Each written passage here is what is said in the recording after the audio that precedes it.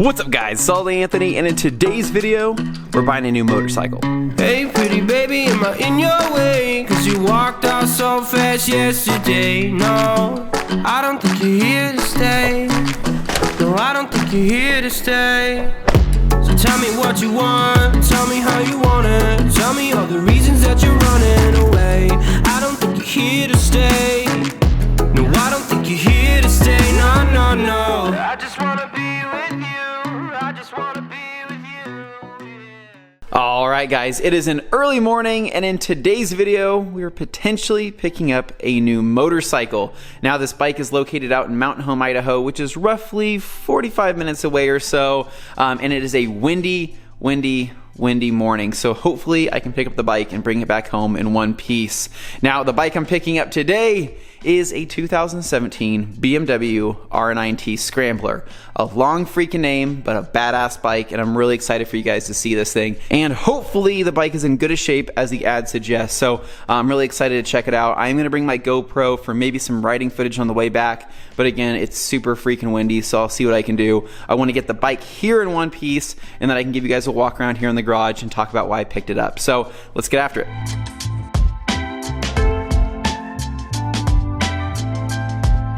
A few moments later. All right, here we go. First cruise around the block on the R9T Scrambler. Dude, I'm so pumped for this.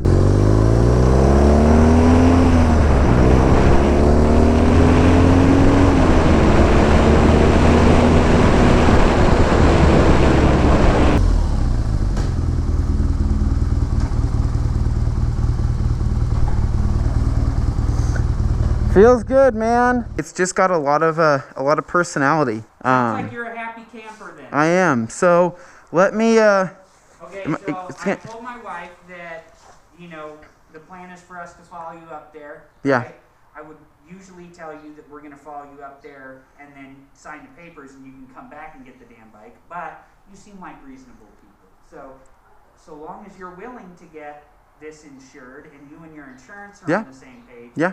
Then I'm okay with it, with you driving it up there. Yeah. While I still own it. Yeah, And yeah, done deal.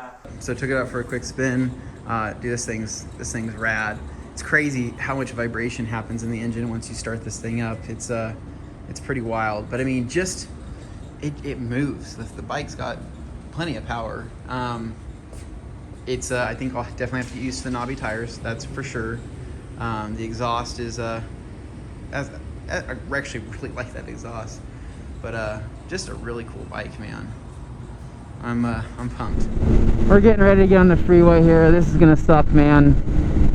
It's a short drive in a car, you know, 30-40 minutes isn't bad, but on the windiest effing day of the year, holy wind.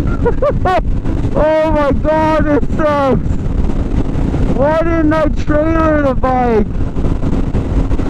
30 minutes isn't bad, right, Anthony? Well, that was full of shit. Oh, shit.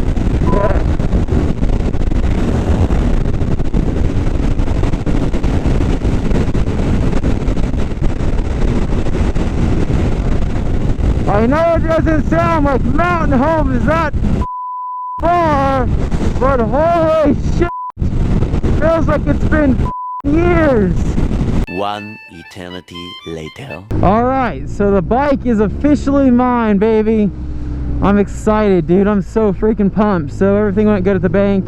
And yeah, man, I now own a BMW R9T Scrambler. Crazy, dude. Crazy, crazy. So I wish the weather was a little bit nicer, more inducive of riding a motorcycle, but it looks probably good on camera, but it's freaking windy, guys. It's windy and it's pretty damn cold. Do I have my heat? Oh, my grips are on. Okay, good. I just need to go home. I'm gonna learn the buttons on this bike, the few buttons that it has, and then kind of go from there. But yeah, dude, this thing's pretty dang killer. Alright guys, so it's been about a week since that last clip, but my BMW R9T Scrambler is home safe and sound. Now, I realized I probably should have made this video when I got home, but to be honest, I've been so excited and so obsessed with riding this bike that I've kind of put it on the back burner until now. But I'm sure there's lots of questions on when, what, and why did I pick up this bike, and is the Civic content going anywhere? No, the Civic content isn't going anywhere. To be honest, I just wanted to get back to my roots. My channel actually started out as a motorcycle motovlogging channel, and I miss it. I miss making motorcycle videos, and I really wanted to get back into it, and I feel like this bike right here is a good way to get back into the saddle, literally. Why did I pick up this bike out of all of the other bike options? Well, to be honest, first off, it's beautiful. I think this is a stunning bike. Second, I first saw it in the Mission Impossible Fallout movie where Tom Cruise was ripping around the streets looking like a total badass. The guy's got good taste in bikes, what can I say? And I fell in love with it. I thought it was a beautiful bike. I love the Boxer look, love the Boxer sound, and I wanted one. And from there, as the cherry on top, about a year and a half ago, me and my wife went on a honeymoon to Germany, in which we went to the BMW HQ in Munich, where I got to see one of these, touch it, feel it, caress it for the first time, and I loved it even more. And so I've been on the hunt for one ever since. Now the problem is that I live in Idaho, where we're kind of landlocked when it comes to European motorcycles, as there's not many of them, and that's a big problem for me because European motorcycles are my favorite. It could be because I'm 50% Portuguese, or it could be because I just like the general look and the quality. I'm not sure. So anyways, this bike right here is a 2017 R9T Scrambler that I found in Mountain Home, Idaho. It's about 45 minutes away, and I picked it up on what could have been the windiest day of all time. Now, the reason why I wanted this particular bike is because it only had 500 miles on it. 500 miles on a 2017. Basically, the owner was super cool. He just wasn't a fan, and he didn't really ride a whole lot of street riding. He liked dirt riding a lot more, and he said that this bike was just simply too pretty to do that in, so it just sat around. And so I picked it up for an extremely good deal, and basically got a new bike out of it. So that's kind of the story on why I wanted it, how I got it. Now, to touch up on looks, it's very much a 50-50 split on the people that appreciate this bike and kind of don't really know what to think of it. Over the last week, I've shown a handful of people, and 50% of the people think that this is the most beautiful, most stunning bike, most masculine bike they've seen, whereas the other 50% are kind of like, what is it? You know, what kind of bike is this? What's the point, right? Because it's not a crotch rocket, it's not a super sport, it's not a aggressive naked bike, it's not a dirt bike, it's not a complete standard bike, it's not a cruiser.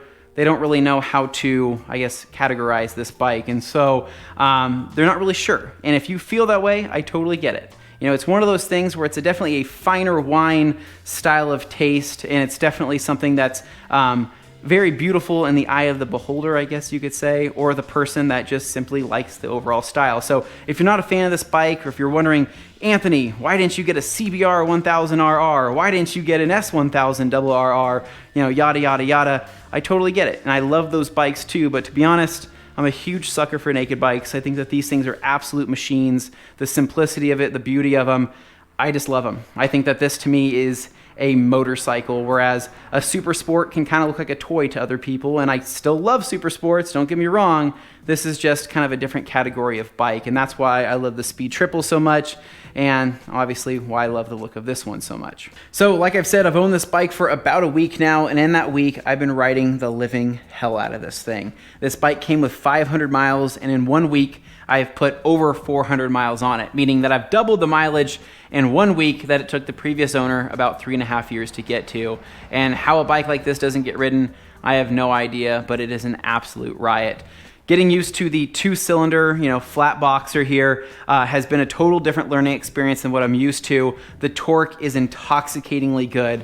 Basically, it's got this really sweet torque curve, about 4,000 to 6,000 RPM, that just lunges you forward, and you shift a gear, it's more torque, you shift a gear, it's more torque, you shift a gear, and you guys kind of get the point here. But it's completely different than the linear power band of the 3-cylinder triple, and obviously the single-cylinder Grom. But the power band's intoxicating. These giant cylinder heads, I know, are kind of something you have to get used to, but they're not in the way. I think the weight of them is totally fine, doesn't bother me at all.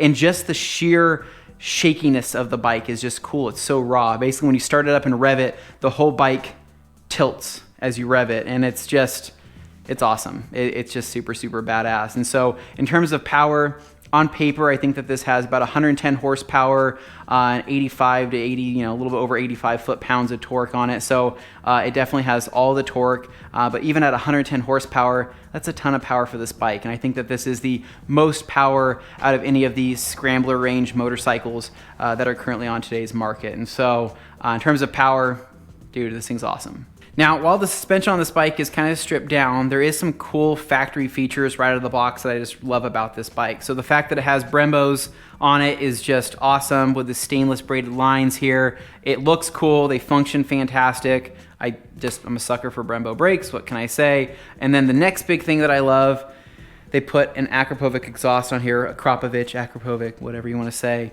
But this is just a standard exhaust on here, and it looks awesome. I think it's a really good looking exhaust. Unfortunately, it covers the single-sided swing arm, but it does look the part. I think it totally fits the Scrambler vibe on it. And it sounds...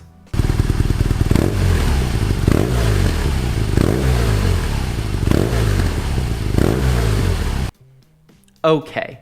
Basically, what I need to do is I need to drill out the baffles on here, and I'll probably save that for a future video to improve the sound, give it a little bit more of a gurgly sound to it. But I like the look of it. But I think the biggest problem with this exhaust is the actual headers. So the headers do have a cat on them, and it also has a flapper on here. So that flapper, I think, is more of an emissions control thing. But if you eliminate the flapper, upgrade the headers to where you remove the cat, you can even keep this stock pipe on here, and it definitely will sound louder, and it definitely will sound meaner.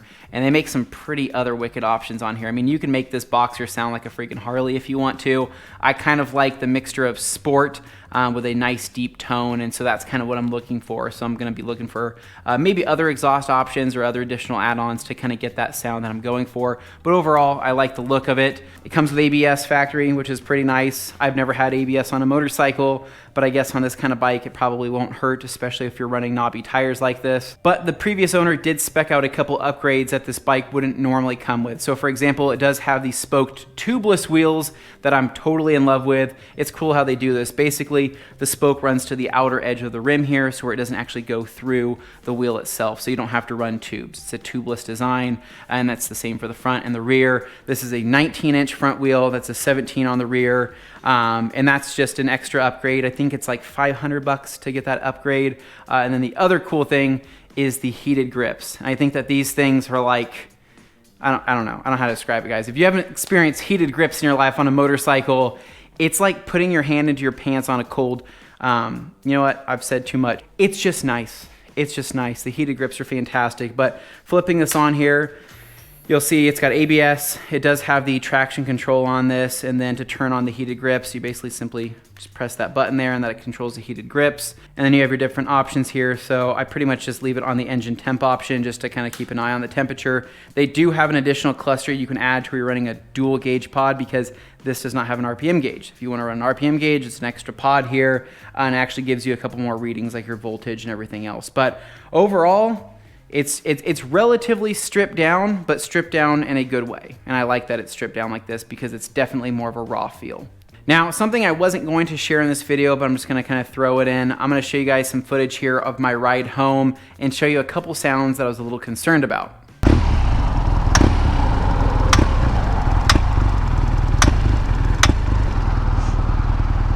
don't know what that sound is.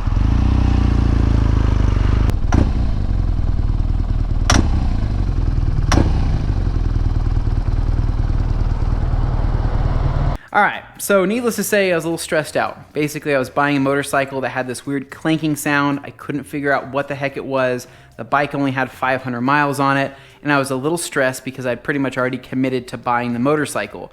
So once I got the bike home, I did a look over of everything, trying to figure out what that sound was. Turned out it was a pinging noise that was coming because I think it was pre-detonation that was happening.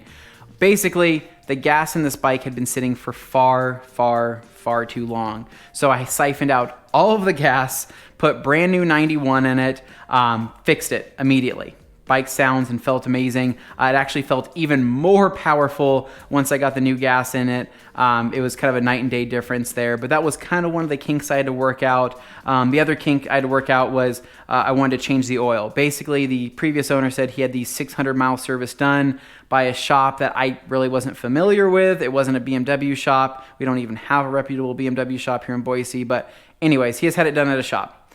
I don't know how good of a job they did. It looked like they had overfilled the oil, so I drained all the old oil out, the old new oil, and I put new oil in with an OEM filter. But other than that though, it's a brand new bike. I can't see any other leaks or any other problems anywhere else. I'm probably gonna change the spark plugs here after a little bit.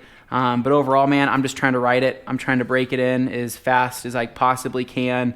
The previous owner rode it really mild, and so I'm trying to make up for the lost time and really kind of romp on it to get the most out of it. But anyways, so next video, I'm going to take it out for a spin. I'm still waiting to get my motovlogging helmet setup situated, so that's why I'm not taking it out today in this video. I want to be able to talk and ride at the same time, and my current mic setup just isn't great. So I'm going to get my new motovlog set up. We're going to be able to ride and talk about it, and then the upcoming video, we're going to start knocking out a couple of the mods. So I'm definitely going to be drilling out that exhaust, getting the baffles done up, and I'm going to be swapping out these mirrors because these things are hideous, and then getting rid of the tail tidy, and then starting to add things slowly but surely to get this bike how I want it. So anyways, guys, that's a rundown. That's kind of an overview of my new to me BMW R9T. Kind of rhymes there. So anyways, if you guys like this video, make sure to give me a big thumbs up. Subscribe down below for more Scrambler content. I like saying that. That's got a good ring to it. And as always, I'll catch you guys in the next one. It's All Day Anthony. Peace.